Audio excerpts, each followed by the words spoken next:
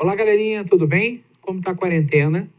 Estão se cuidando? Estamos a uma tela de distância e hoje o professor vai falar ao 8º e ao 9º ano em uma única aula. Nós vamos falar sobre um tema que vai começar meio que da mesma forma para os 2 anos, né? O 8º e o 9º ano. O objetivo nosso é fazer essa aula introdutória e depois cada qual dentro da sua habilidade nós vamos trabalhar os conceitos de cada habilidade para o 8º e para o 9º ano. Mas hoje nós vamos reunir numa sala um pouco maior, né? Entre o 8º e 9º ano. Eu vou iniciar a aula de hoje apresentando para vocês uma imagem. Essa imagem que vai para a tela, é bem interessante, retrata a figura de um casal, mas eu quero que vocês observem não só o casal em si, mas também os outros elementos da imagem. Então, por exemplo, lá no início da imagem, você tem um casal de crianças, uma dupla de crianças, e essas crianças estão brincando no parque. E a árvore está pequena, ou seja, é o início da vida. A infância, a adolescência, que está agora no segundo quadro, a adolescência com uma árvore um pouquinho maior, um pouquinho mais vistosa. E depois, ao centro, você tem já um casal já vivendo o início de uma família, a juventude, enfim. Em seguida, a chamada meia-idade ou a terceira idade, onde a árvore está maior, mais vistosa, mas você tem um casal ali maduro, de uma vida toda vivida. E, por fim, a grande realidade que nós vamos trabalhar por essa aula, que é a questão da morte, a ausência. Você tem primeiro o homem que sepulta a esposa e, por fim, a árvore toda seca e os dois aí já vivendo a experiência da passagem da morte.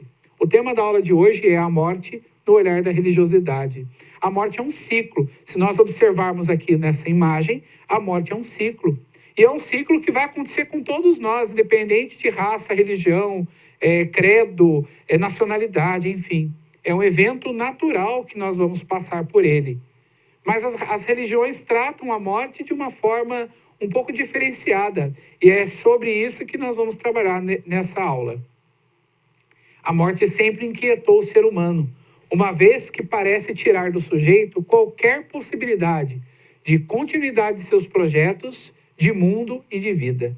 A morte de fato, um interromper de qualquer projeto. É muito comum você escutar, por exemplo, de uma pessoa, vamos supor, a gente fica sabendo que um jovem faleceu. Aí você escuta dizendo assim, olha, tão jovem, tinha tanta vida pela frente.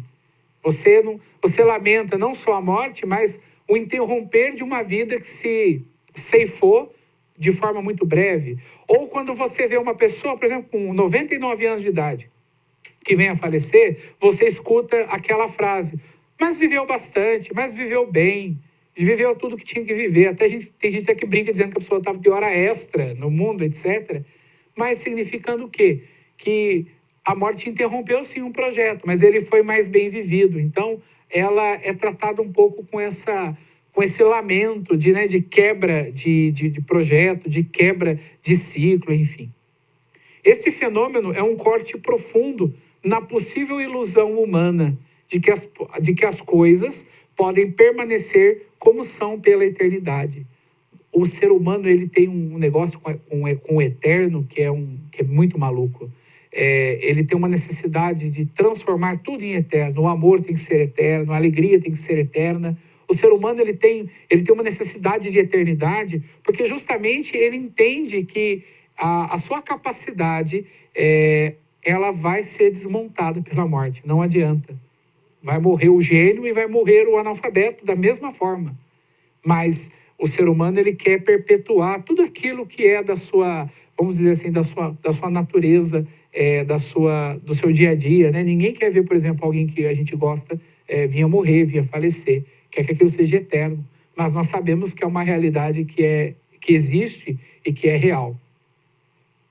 Assim, a morte sobre o viés da concretude materialista traz à consciência humana a certeza de um fim, mas, por outro lado, também abre perspectivas para um novo começo, cercado de mistérios e que se encontra simbolizado em narrativas de ordem religiosa. A morte, ela põe fim à concretude materialista. O que é? Concreto material. coloca fim à nossa carne, coloca fim à nossa existência. Eu quero recordar da figura do ex-vice-presidente da República, o José Alencar. Eu me recordo de uma... Eu sempre falo dele nas minhas aulas sobre esse tema. O ex-vice-presidente da República, já falecido, José Alencar, ele dizia assim, que há pessoas que morrem vivas e há pessoas que permanecem vivas mesmo depois da morte. Ou seja, há pessoas que o legado, a estrutura de vida, os gestos são tão marcantes que mesmo após a morte elas permanecem vivas, elas permanecem recordadas. Enfim, a morte não é um romper de um legado, de uma vida, mas a morte coloca fim naquilo que é concreto. A pessoa não está mais ali do nosso lado. Porém, tudo aquilo que a pessoa plantou em vida, de coisas boas e coisas ruins também, não podemos deixar de lado essa concepção, ela permanece. E aí, o que acontece? Uma vez que a concretude materialista, ou seja, o corpo, a presença física, ela deixa de existir, começam a surgir o grande mistério do que acontece após a morte. Existe um pensamento bíblico que diz que os olhos jamais contemplaram. E aí surge o quê? Surge aquela questão do mistério. E as religiões vão trabalhar essa ideia de esse mistério, e é interessante que você vai perceber agora que toda e qualquer prática religiosa está fundamentada na morte, não importa a religião. Porque se eu vivo bem, eu ressuscito. Se eu vivo bem, eu reencarno. Se eu vivo bem, eu honro a minha ancestralidade. Veja, toda a prática religiosa em vida é em função da morte. É interessante isso. As tradições religiosas do mundo se ocupam em definir, em sugestões simbólicas, para os sujeitos o que será a vida após a morte. Apresentam esperanças e ajudam por meio de rituais mortuários as pessoas a se recuperarem psicologicamente da terrível dor que se apresenta, na realidade material de se perder alguém. Nós vamos tratar nas próximas aulas, principalmente no 9º ano, sobre o conceito de luto. E nós vamos trabalhar sobre a questão das práticas funerárias, das práticas de despedida, porque são elementos que trazem ao seguidor de uma determinada religião o consolo diante da perda material. E no 8º ano nós vamos trabalhar a concepção de que a morte, ela traz também o valor à vida, o valor à existência. É interessante nós percebermos isso, que a prática religiosa, ela vai dar, então, elementos para se pensar a morte a partir do seu fim, da concretude, mas a partir do que ela vai representar na construção daquele que permanece aqui. Enfim, a religião aponta fundamentalmente para os símbolos que exprimem o ser humano enquanto ser de continuidade. Ou seja, a morte, ela é o fim da existência, mas o ser humano ele vai continuar através de outras práticas, através de outras realidades. Por fim, pessoal, essa aula introdutória ela vai nos ajudar a compreender o conceito de morte e nós vamos trabalhá-lo em algumas próximas aulas através de situações mais práticas.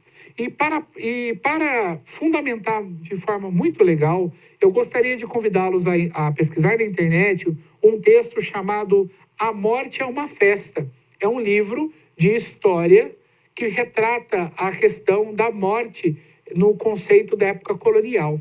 A morte é uma festa. Por que eu estou falando isso? Para nós entendermos que a morte ela não é encarada só com aquele aspecto de luto, mas também com outros aspectos, e é esses aspectos que nós vamos estudar nas próximas aulas. Muito obrigado, galera. Estejamos juntos aqui para dar continuidade à nossa próxima aula. E lembre-se, não podemos perder nenhum soldadinho nessa guerra, então se cuidem. Até a próxima.